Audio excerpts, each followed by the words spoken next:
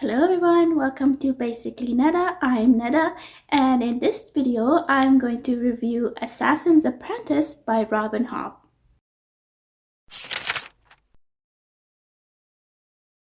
This is my review of Assassin's Apprentice by Robin Hobb, which is part of the Farseer trilogy. I'm not going to go into spoilers. Everything that is recounted of the book is like the description of this book is mostly written in the Goodreads description of the book online, and I think it's also the written at the back of the book, so it's nothing that would spoil anybody for this story. Everything else that I talk about is mostly my opinion of it and my experience of it. So take that as you will, like, it is my opinion. Reading is subjective. So let's go. This is a high fantasy book, and it is written of the perspective of the main character. The main character is Fitz, who is a bastard of a royal family. He gets adopted by a noble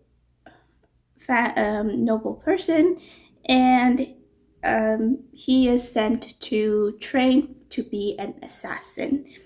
The magic system is based on like the link of humans and animals, and it's called wit, and we get to learn more about it as the story goes on. Now let's get to my experience and my opinions about this. The story is told through Fitz, and he is reflecting on his life, on his earlier life, and we learn what happens through him recounting that. We don't really get like the fight scenes or learning how to use weapons or anything in this story, as you would think that the book called Assassin's Apprentice would have a lot of fight scene and things like that. It's not that kind of assassin.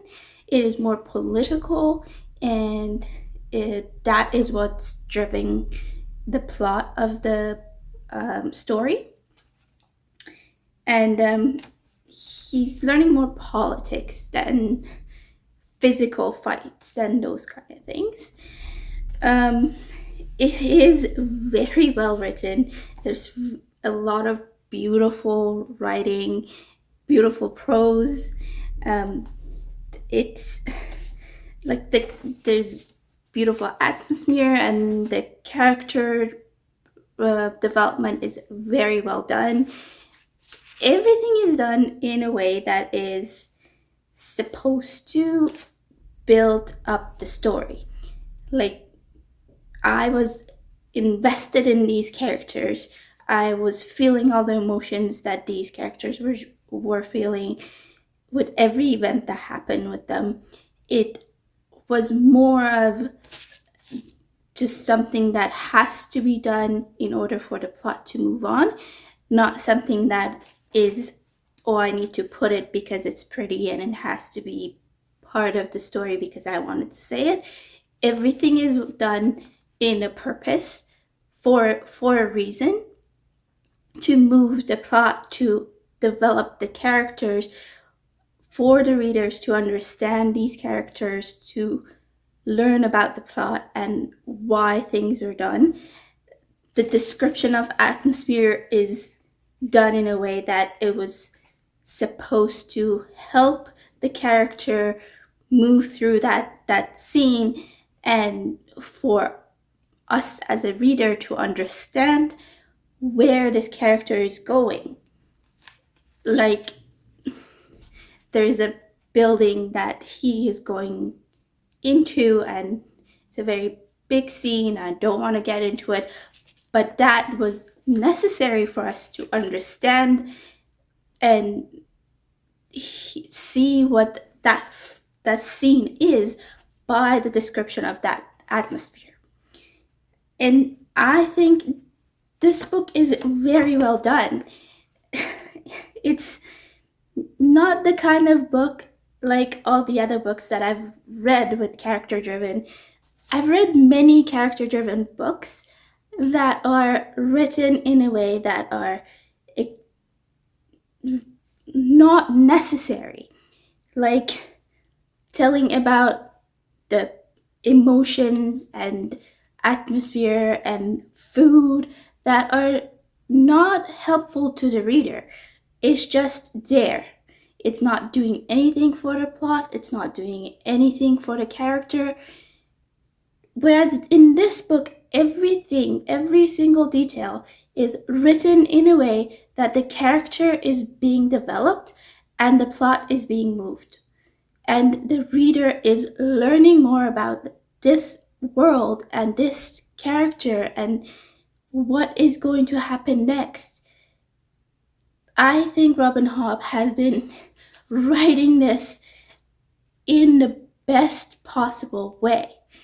And in case you haven't figured it out, I love this book, and I will continue reading Robin Hobb until I'm done reading all of her work, because she has written something that is beautiful, and it is so investing that I couldn't put it down. I kept wanting to pick it up. I kept wanting to pick up the audiobook when I could. It was so well done that I was so much invested in it. I gave it a 5-star. I'm not going to lie, there are other books that are written in that kind of high fantasy which are done very poorly in my point of view and are very popular. Whereas this book, it had to go through a lot of people in order to be even published. And this just get to because I would like to also say something about Robin Hobb and how she ended up just getting this published, because look at when and where she was writing. She was writing during this book is published in 1995, and she's writing at the same time as other fantasy writers who are male, like Robert Jordan, Stephen Erickson, Ted Williams, and George R. R. Martin. These are names that are very popular. These are books that are very popular. And I'm sure there are other books that are written at that time, high fantasy books that are written at that time. But this is so much better written than all of these books that are written by these males. Just, it's mind-boggling how Robin Hobb had to change her name in order to be published as a high fantasy writer, to be recognized by the commercial fields. She was writing under her own name, and an example of one of her novels is Wizard of the Pigeon, which came out in 1986, I believe, and she didn't get recognized for it. She had some